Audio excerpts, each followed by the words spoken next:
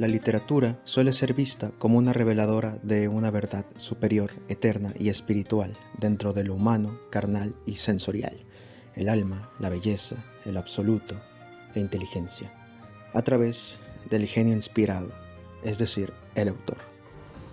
Por supuesto, esto constituye una visión idealista, romántica y metafísica de la literatura, pero también hay otra visión alternativa desde el materialismo, específicamente desde el materialismo histórico de Karl Marx, el materialismo filosófico de Gustavo Bueno y su síntesis, el materialismo político.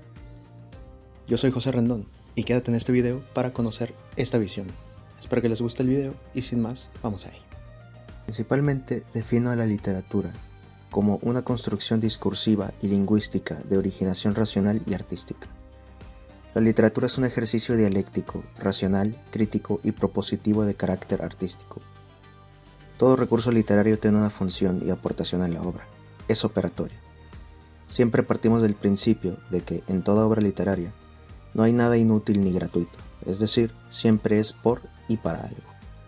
Porque no es que haya un sentimiento que pide ser gritado, y el arte es el modo elegido para ello, y será la salvación de un alma perturbada que exige al cuerpo que habita soltarlo en el papel, sino que es material, y es una construcción racional y artística, que puede tener una arista de emocionalidad, pero que su construcción es un ejercicio racional de carácter artístico y construido, no espontáneo ni prehecho, idealista y románticamente hablando.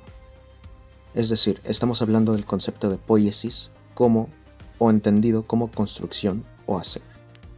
Por ello, la literatura no es ficción que se opone a la realidad, sino realidad de segundo grado o de segundo orden. La realidad y la ficción no son opuestos, sino coexistentes. La ficción no es sin la realidad, y la realidad puede trazarse y criticarse embellecidamente por medio de la ficción, narrativamente hablando, y entendiendo el M3, materia terciogenérica, como la manera en que se da la idea como materia, es decir, la estructura simbólica. Tomando eso en cuenta, ahora hay que ver la originación material y contextual e histórica en la que se encuadra y se desarrolla la literatura, que es a partir de la vida política, porque a partir de la vida política es que puede existir la literatura, porque no se escribe en el vacío. Todo lo humano es político porque todo ocurre en una sociedad política. En ese sentido, hasta el escritor más solitario, por así decirlo, en su espacio usó materiales que pudo adquirir y palabras que conoció, aprendió y empleó artísticamente dentro y gracias a la polis. Y a partir de ello se toca diversos temas universales y humanos, ideas, conceptos, etc. La literatura también tiene un carácter inherente de clase y de tiempo histórico, por ejemplo, como en siglos anteriores lo fue en tanto la nobleza y el pueblo llano. Porque la literatura puede ser escrita desde el contexto de ambas clases, hoy día la trabajadora y la burguesa. Siempre se ha hablado de la categoría de literatura popular, pero también existe la literatura burguesa. También se suele utilizar la distinción el pueblo y las élites. La literatura popular es política. Su nivel discursivo suele ser crítico con la realidad o cotidianista de la misma, mientras que la literatura escrita desde el contexto burgués también es política, pero representa discursivamente la antipolítica o una aparente apoliticidad, ya sea implícita o explícitamente. La literatura es operatoria. Siempre hay sujetos constituidos y existentes a tres niveles escribiendo. El ideomórfico, unión de materia y forma; el fenoménico, sintiente, pensante y percipiente desde la realidad; y operatorio, opera en la materialidad y, por tanto, la realidad, y transforma la naturaleza mediante el trabajo. Es decir, son sujetos físico-corpóreos escribiendo desde determinadas condiciones reales de existencia, porque no hay literatura sin clase, y por eso es que la diferencia no es temática ni formal, sino operatoria y material. En la literatura, los elementos que componen una obra literaria operan como un todo. Por ejemplo, en narrativa, los personajes son representaciones de ideas y operan a manera de síntesis dialécticas de valores en oposición dentro de la propuesta estética desarrollada y ofrecida en determinada obra literaria. Pero todo ello finalmente siempre apela a una visión de mundo que es retratada, representada y simbolizada estéticamente mediante la utilización de la selección y combinación de elementos, es decir, recursos literarios, que son operados por el autor o la autora. El concepto de visión de mundo es en realidad ideología y, en ese sentido, entendemos por visión de mundo, es decir, ideología, el conjunto de valores y premisas por el cual se le da sentido y se interpreta una realidad, es decir, por ella el sujeto explica y se explica el mundo. Entonces, dado que toda obra literaria tiene consigo una visión de mundo y por tanto ideología, eso tampoco la hace estar separada de su construcción artística o estética, estilística y composicional mediante las formas literarias. Ahora bien, partiendo de todo ello, esas formas literarias hay que reentenderlas y para ello está la refuncionalización de las formas literarias, es decir, las formas literarias se ajustan a las características históricas y espaciales de su respectivo momento temporal. Otra idea de la que partimos para entender la literatura desde el materialismo es la que propone Santiago Hermesilla. Todo lo material es real y todo lo real es material. Como dijo Jesús G. Maestro, nada llega a lo inteligible sin antes haber manifestado su presencia en lo sensible, y lo inteligible no es concebible a espaldas de lo sensible. Claro, esto sin negar que lo emocional sea parte de la racionalidad y la percepción, así como también otro producto más de la realidad material a través de lo sensible. Ahora bien, con todo esto, no quiero decir que lo material sea reductivo solo a lo físico corpóreo, sino que todo es material o tiene materialidad, inclusive lo que es o puede ser intangible. Los sentimientos, las ideas, lo audible, las sensaciones, los pensamientos y las emociones, es decir, el M2. Es inteligible y tiene anclaje con la materialidad, porque nada existe ni puede existir sin que tenga anclaje con la materialidad. Como ya hemos mencionado anteriormente, toda literatura adopta y representa una visión de mundo.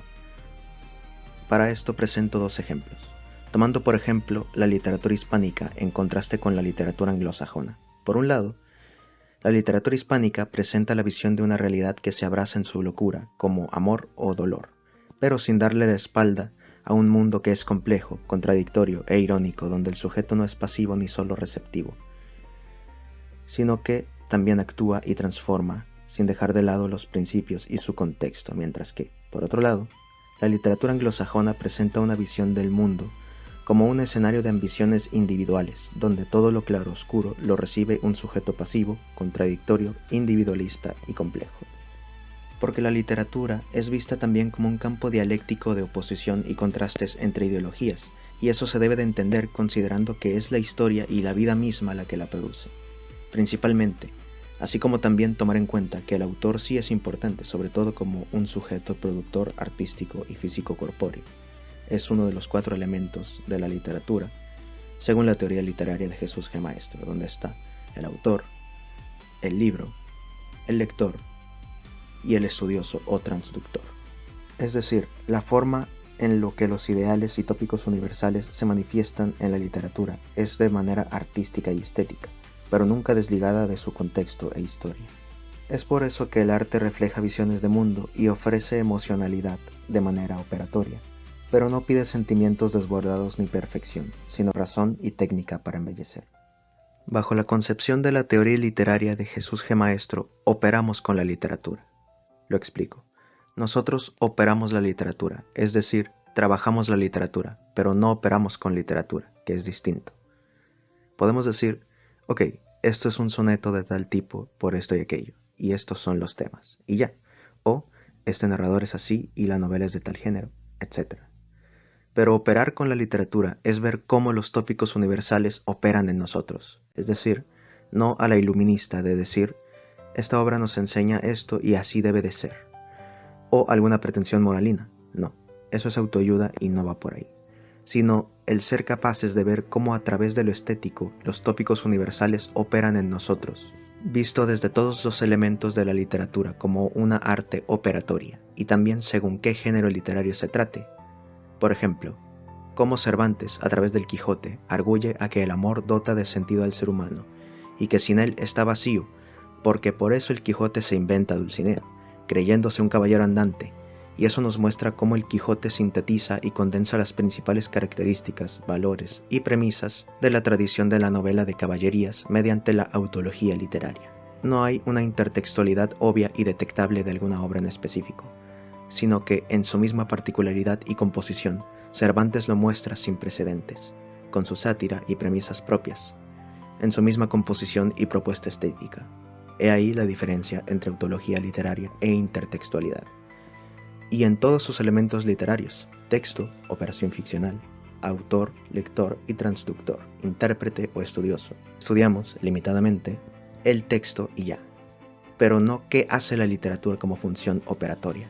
Sí, estamos ante una concepción materialista de la literatura. Sí, ya detecté formas y temas, e interpreté. ¿Y luego? Bien, ¿qué hizo Vicente Huidobro con Altazor en el mundo de 1931 o de la década de los 30? ¿Solo nos narró poéticamente la caída y fracaso de Altazor en su viaje en paracaídas?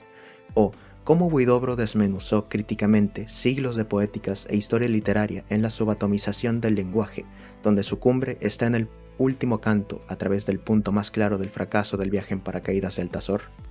¿Cómo él no nos dice ni qué hacer ni qué pensar, sino que nos muestra, a través de su poética, la locura para no caer en ella?